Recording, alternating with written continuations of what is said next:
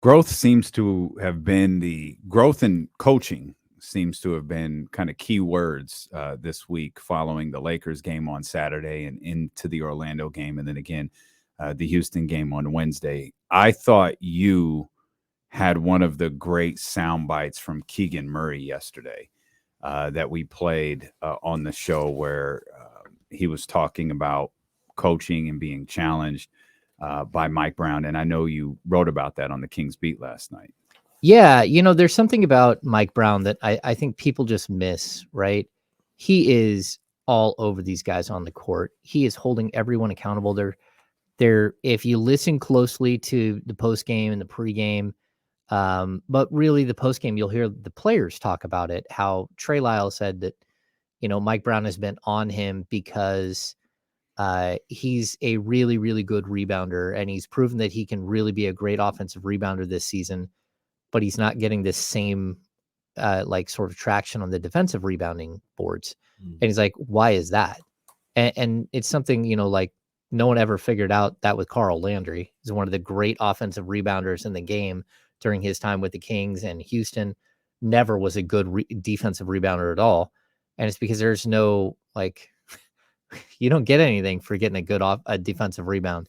You go to the other end of the court, offensive rebound, usually if you're a big man, you're right near the rim and you get to go back up and score some points. So he challenged Trey Lyles to be a better defensive rebounder, and all of a sudden he's all over the place. But then Trey brought something up too that it plays into this whole discussion, that Mike Brown told him that in front of the entire team, that Mike Brown is taking moments where he's laying it out there, what the expectations are for every single player, but he's not doing it behind closed doors all the time. Sometimes he's doing it in front of the rest of the team. So not only do you have an expectation, what's expected of you, but now your teammates start to have an expectation of what the coaching staff wants from this player and this player and this player. So if those guys aren't living up to what they're doing, a teammate can go over and, hey man, you only got one defensive rebound, you need to step it up. Or, hey, you don't want it to be called out. And so I think it plays back to what we heard from Keegan. Keegan is the poster child for Mike Brown, throwing him under the bus at this point, because Mike Brown has never really singled out an individual player and said, you did something wrong or you're not doing something well enough to the media. He's done it behind closed doors, clearly. But he's really hard on Keegan behind closed doors. He's been hard on him in the media. He's demanding more and more and more from Keegan. And at the same time, as soon as basketball is over, he's putting his arm around the kid. He's supporting the kid. He's making sure that, he's part of their family. And I thought it was really interesting for Keegan to say that Mike Brown has become a total father figure for him. And, and again, Keegan Murray has a very good father, a father who's very engaged, who's taught them, who's coached their basketball teams for years and everything else, a very engaged father. But for him to have someone here as a young man who's on his own for the first time, who's got family struggles going on back, at home, and who has all year long, and who, really it's so hard. And people forget too, this is a twin. He's an identical twin. And people forget, he and his brother are 3 or 4 minutes apart. They've lived together forever. They've shared the same car. They had an apartment together. That tie, leaving that behind, this is a kid that needs a ton of support. And Mike Brown is checking off so many boxes for not only for his players and his team, but for me as well, as someone who covers them every day. He's not leaving anything to chance. He's making sure he's touching base with every single player all the time. He's keeping them engaged. He's keeping Terrence Davis engaged even when he's not playing. And then when he is playing, the expectations don't change. It's a consistency that this franchise has lacked for so long. And I really think he was the perfect coach at the right time for this team. There's a personal element that Mike Brown brings to the table that gives him the leeway and the cachet to kind of criticize these guys basketball wise when needed. Right. I feel like you talk about him, saying whatever he says to Keegan, then afterwards putting his arm around him. I mean, stuff like that, having that type of relationship, I know as a player, and I try to do as a coach, I can accept the things you're telling me because it's not you're not coming at me, the person, or me, the player, just to come at me. You're coming at me because you, number one, think I'm capable of it, and you want to see the best out of me, and there's a level of, I love you. I love you. You ain't never got to worry about that. This is never personal. You know what I mean? This is, you got a job to do, or I expect you to handle something there. And as long as, these players all have that type of relationship with Mike Brown where they can feel that from him, you can always go back to Metsu, even though he hadn't played in however many days, or Terrence Davis, or Keegan, start him out there and expect 3 rebounds, because there's a personal element that Mike Brown brings that I don't think not all NBA coaches bring to the workplace, so to speak. Yeah, I mean, I've talked about this so many times. This is my 9th NBA head coach in my 13th year.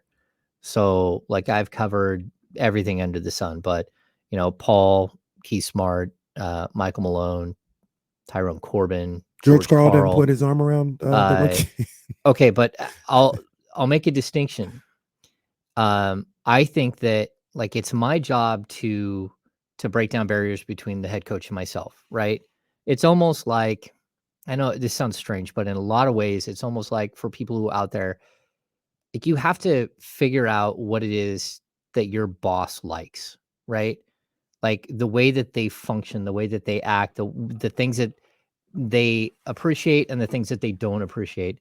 Like, it's your job when you get a new boss to figure out your new boss, right? Do they let you take longer breaks, or are they like they're counting every tick type guy?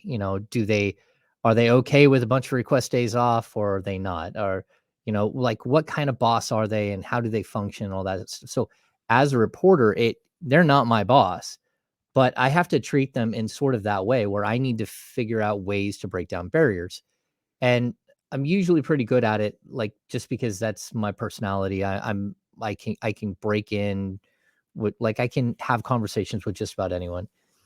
But I often, in the course of my time covering this team, feel like there are coaches who have great relationships with me, but do not have those same relationships with their players.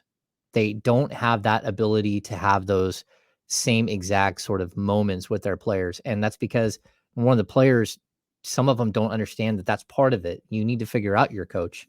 You need to figure out what makes them tick, and the do's and don'ts for every coach. But also, some coaches, they just don't, like, they have their assistants do it.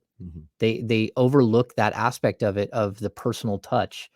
And that's where I really do believe that Mike Brown has an ability to connect with so many different types of people, but also to be really hard on someone on the court, and then to be a father figure off the court. Not everyone has that ability. And, like, it's not that I'm calling out Dave Yeager, or I'm calling out like Luke Walton, but I can tell you that I had really good relationships with both of those guys. And I know specific players who did not have good relationships with them at all.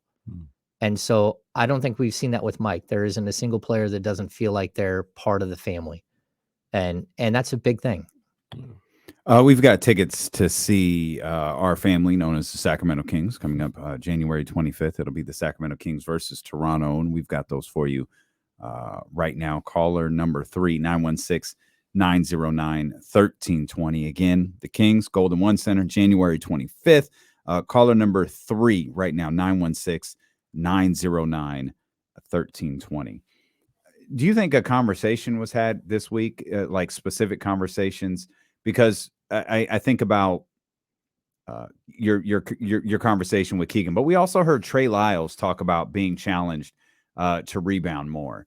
And I think about the way Terrence Davis has looked on the floor, even in kind of the ugly minutes of the Orlando game, and then the way he looked in the starting position on Wednesday. Do you think some guys were pulled aside following that Los Angeles game, and it's like, hey, let's reset here. These are my expectations for you. This is what I want from you. This is what I expect of you. This is what I believe that you can do. Some of you guys haven't been getting playing time. Chimezie Metu, great example. Here's how you're going to get it, and laid everything out for those guys, because it seems to have been a talking point with a lot of guys this week. Yeah, I'm going to Let's guess say a lot, a couple of guys this week. Yeah, I'm going to guess that there has been some pretty like tough love moments here over the last couple of weeks.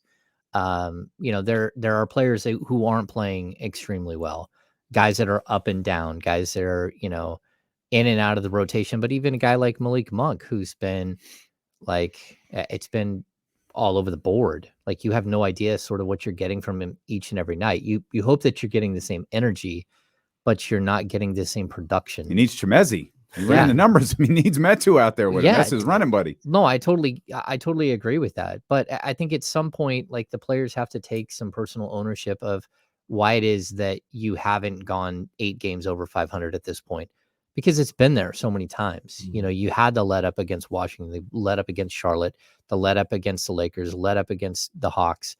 Like these are like coming to Jesus moments in the NBA where it's like, if you want to be an elite team, if you want to be a team that doesn't like just make the play in and get bounced by like one of these championship contenders that are sandbagging, then you need to start pushing. You need to get better. You need to like it's now or never. It's this stretch of games at home when you have this opportunity to really become, a 3-4 seed. And it might not be like a really solid 3 or 4 seed in the Western Conference, but it doesn't mean you're still not there. The standings don't lie. Right. You can still be a team that gets bounced in the first round, but man, if you have an opportunity, you're the 5th seed right now. If you win tonight, you go back up to the 4th seed.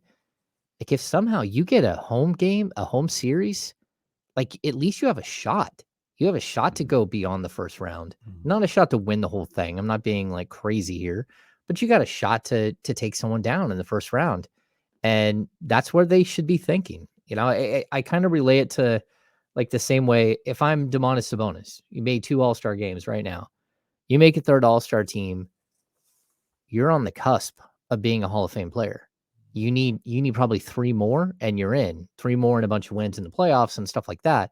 But you're starting to see where, like, if you're in that position as a player, man, you got to be all in every single night, which is what we see from him. But you need to be all in every single night, because all of a sudden you're talking about a legacy for you and your dad and, like this incredible lineage of Hall of Fame players and all that stuff.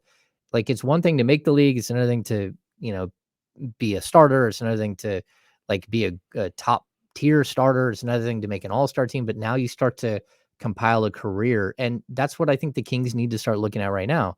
Like, how do we get to that next level? And we can't just keep saying it, well, maybe next year. Like, if it's there for the taking this year, why not?